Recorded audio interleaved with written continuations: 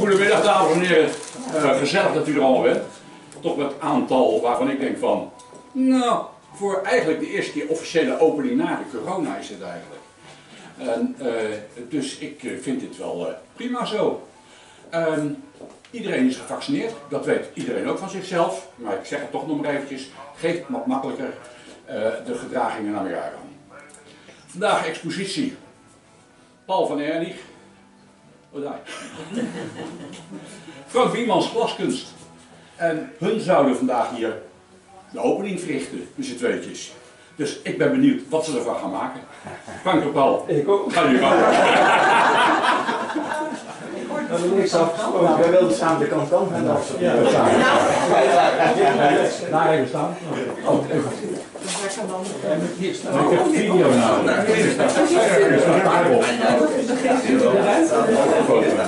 Kunt u me even staan achterin?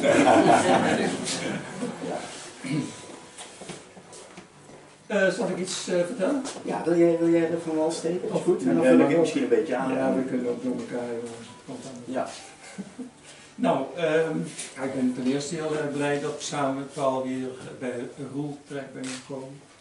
Ik vind het zelf een hele mooie combinatie, een expositie.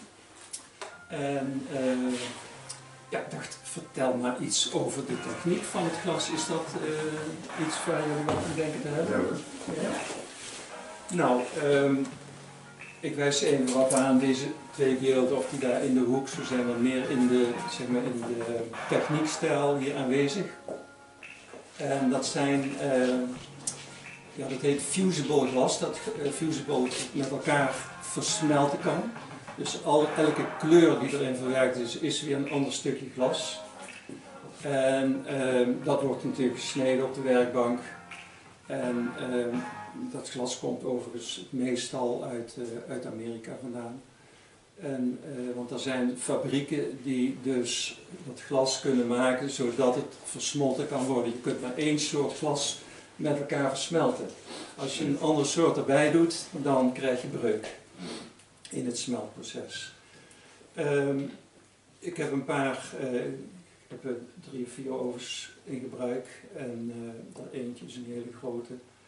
En daar leg ik stalen mallen in en op die mallen drapeer ik dan nog een soort, dat is een beetje recycling, vezelmateriaal wat ik dan drapeer. Je kunt zien door de grilligheid van het beeld. Als je zo hier bij deze kijkt, dan zie je een bepaalde grilligheid. Die ontstaat door het smeltproces. Dus als je het aan elkaar smelt, dan neemt de achterkant de vorm over van, dus je moet maar eens een keertje voelen bij zo'n beeld, neemt de vorm over van de onderste van de mal waar het op ligt. En het effect daarvan is dat het beeld als het ware versterkt wordt. Dus overal waar die grilligheid zit, vangt het licht. En dat is eigenlijk wat het voor mij dan boeiend maakt. En er zijn natuurlijk nog wel een paar kenmerken van glas. Ik zeg wel eens, glas heeft ook nog een soort 4e dimensie. Nou weet ik heel goed wat de 4e dimensie, dat een spirituele aanduiding is.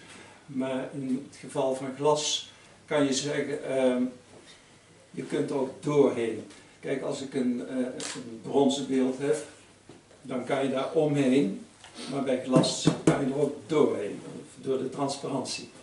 Dus het neemt voor het gevoel een andere ruimte in bij je thuis of waar dan ook dan een houten of een bronzen beeld. Door die transparantie. Ik zeg ook wel eens voor die grap, glas gaat nooit kapot, het wordt alleen maar kleiner. Dus, en daar maak ik dan maar heel wat van. Dus, nu zijn er verschillende technieken die je hier aantreft. Ik wijs bijvoorbeeld even dat beeldje aan. Dat is, je zou bijna niet meer zeggen dat het van glas is, maar dat is het dus wel. Het is 100% glas. En dat is wat wij dan noemen vormsmelt. Dus als je eigenlijk een bronzen beeld maakt, dus je hebt een mal en daar leg je dus, je hebt of iets gebousseerd of je hebt een vorm, een bestaande vorm. En als je nou heel goed kijkt, is bij dat beeld is een haak, zo van een takel. Als je dat ziet, het onderste gat, Dat is dus, daar hangt de ketting aan, dus hij staat eigenlijk op zijn kop en die haak die gaat als die zwaan. Ja. Want het heet vis, kust, zwaan. Dus die vis komt daar, die kust, die zwaan. En, maar het glas is dus in de oven, het gaat iets gecompliceerder dan bij brons. Want je hebt een mal, dat is dus een heel proces voordat je de mal hebt die in de oven kan. Want het is dus een originele vorm geweest van staal in dit geval en van klei voor die vis. Dat is omgezet in was tot een eenheid. En die mal, daar komt dus een mal omheen van een combinatie van gips en met kwarts en noem maar op. En dat gaat in de oven op zijn kop. Dus de voet, wat je daar ziet, is eigenlijk de bovenkant van de mal, de open bovenkant. En daar krijg je ook, hoe wezen dat ik hier ben. Dus dan gaat het smeltproces beginnen. Je hebt bijvoorbeeld een trechter boven die mal hangen waar glaskorrels in zitten. En die beginnen dan door het opstoken van de oven in een langdurig proces. Krijg je zeg maar een stroopstraal die in de mal zakt. En dan vult hij zich helemaal en dan krijg je nog een heel afkoelproces. Dus zo'n beeld staat bijvoorbeeld wel 4 dagen in de oven. Zo. Ja. Dus dat is een hele gang gemaakt. En datzelfde idee zie je van die mal waar ik het over heb. Dat is in dit proces ook. Dit is oorspronkelijk was dat een zwam die aan de boom zit, weet je wel. Zo'n ding. Een elfenbank eigenlijk. Een elfenbank. Ja. Ja. Ja. Zijn er nog vragen? Zal ik het college Jij overnemen? neemt het college over, want ik denk dat we genoeg info over de techniek hebben gehad. Ja, nou ja, het is heel interessant vind ik als je er iets over vertelt. Ik denk dat voor veel mensen vrij onduidelijk is hoe dat nou, en zeker omdat het zo moeilijk manipuleerbaar materiaal is. Hè? Dus je denkt van hoe werkt zoiets nou allemaal? Ja. Misschien de moeite waard om een keer cursus over te gaan geven. Ik heb al heel veel les gegeven in mijn leven. Ja. Ik ben maar voor mezelf bezig. Nou, Linkse hobby. Linkse hobby, ja precies. Frank en ik kennen elkaar eigenlijk vanuit de kazerne in Nijmegen. We hebben een atelier tegenover elkaar liggen en van daaruit hebben we veel contact met elkaar en ook helpen elkaar in praktische zaken. En toen kwam Roel van Veen met de vraag van zou je misschien een keer in de galerie willen exposeren en heb je misschien een mede-exposant in gedachten. En toen dacht ik, nou, dan is het misschien wel leuk om dat eens een keer met Frank te doen. En Frank ging daar dus op in. En zie hier de combinatie tussen schilderijen en glas. Nou, Frank heeft dus een glasverhaal al een klein beetje toegelicht. Wat mijn schilderij betreft, wat je hier ziet hangen is eigenlijk een selectie van werk van de laatste jaren, maar hoofdzakelijk toch de afgelopen jaar.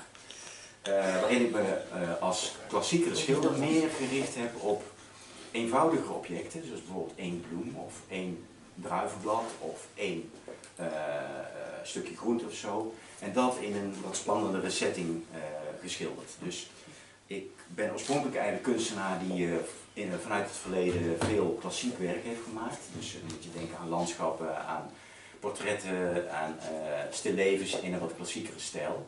En langzamerhand ben ik van daaruit aan het evolueren naar een iets meer eigentijdse stijl. Wat ik nog wel toepas in die stijl en in mijn schilderijen is de klassieke opbouw van een schilderij.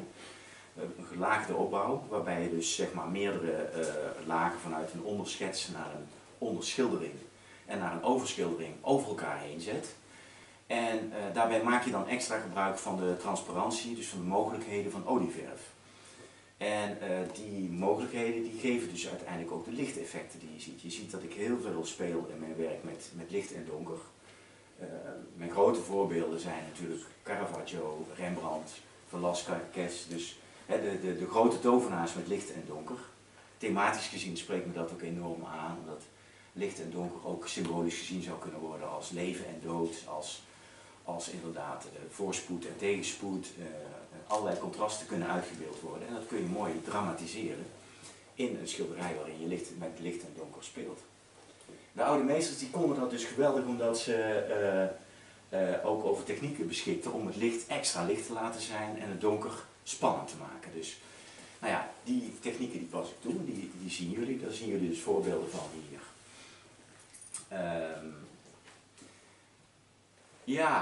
Dit is dus een specifiekere serie. Ik maak nog meer natuurlijk, wat ik net al zei. Ik ben bijvoorbeeld ook bezig met wat portretopdrachten. Ik ben eigenlijk kunstenaar die doet waar hij zin in heeft.